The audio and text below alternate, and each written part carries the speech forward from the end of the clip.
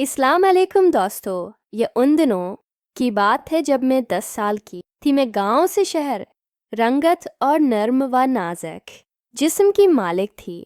एक दिन मोहल्ले की दुकान पर मेरी माँ ने मुझे कुछ चीज़ें हैं लाने को भेजा। दोपहर का वक्त था। दुकान पर सिवाय दुकानदार के कोई नहीं था। उसने मुझे सामान दिया और जब मैं वापस जाने लगी तो मेरा हाथ पकड़कर रोक लिया और मेरे गाल पर हाथ फेरते हुए कहने लगा कि तुम कितनी प्यारी हो, बिस्कट खाओगी। मुझे शर्म आ गई। इसने मुझे 5 वाला बिस्कट निकाल कर दिया और जल्दी से मेरे गालों पर एक बोसा ले लिया। मैं थोड़ा परेशान हो गई और अपना हाथ छुड़ाकर जल्दी से घर आ गई। मुझे उसकी ये हरकत कुछ पसंद नहीं आई थी। पहले मैं बच्ची थी लेकिन इतनी भी नासमझ नहीं थी। बहरहाल वो बिस्कट बहुत मज़े का था जो उसने मुझे खाने को दिया था। कुछ दिनों बाद की बात है कि अम्मी को बुखार हो गया। मेरी अम्मी ने मुझे पैसे दिए, कहा दुकान पर जाओ और दाल चावल लाके दो, मैंने सालन बनानी है। मेरे दिमाग में दुकानदार का इस दिन वाला रवैया घूम गया, लेकिन मैं सब बहन भाइयों में बड़ी थी इसलिए मुझे ही जाना पड़ा। दुकान पर मुझसे पहले भी 3-4 ग्राहक खड़े हुए थे। दुकानदार ने तसल्ली से सबको सौदा दिया और जानबूझकर मुझे इस वक्त तक रोके रखा जब तक कि सब ग्राहक वापस न चले जाएं। जब मैं काउंटर पर अकेली रह गई तो मुझे कहने लगा कि अंदर आ जाओ और जो चीज़ लेनी है खुद ले लो।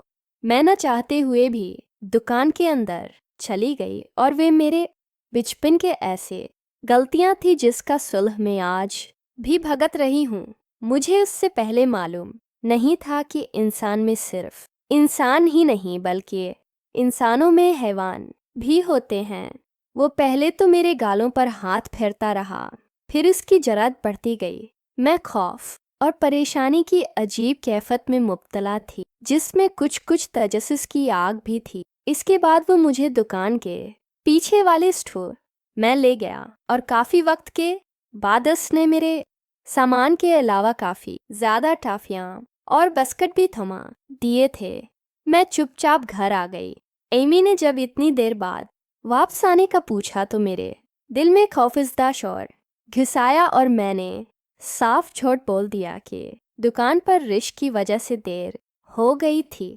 एमी मुतमईन होकर अपने काम में मशगूल हो गई और इसके बाद में हर कुछ दिन बाद दुकान पर जाती और बिस्कट और टॉफ़ियाँ लेकर वापस आती और एक दिन मैं बालक हो गई। मेरी माँ ने इस दिन के बाद से मुझे दुकान पर भेजना बंद कर दिया।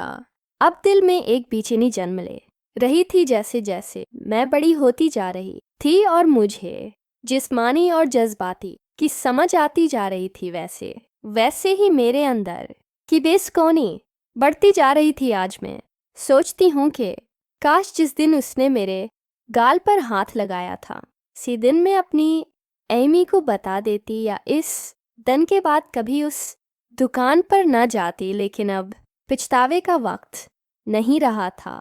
आज मैं 2 साल से ऊपर की हूँ, लेकिन जब किसी काम से घर से निकलती हूँ और वो दुकानदार आज भी मुझे मीठी मीठी नज़रों से देखता रहता है तो दोस्तों, ये थी मेरी कहानी। अगर कहानी पसंद आया तो वीडियो को लाइक और चैनल को सब्सक्राइब करें। मिलते हैं अगले कहानी में, तब तक के लिए अल्लाह हाफिज।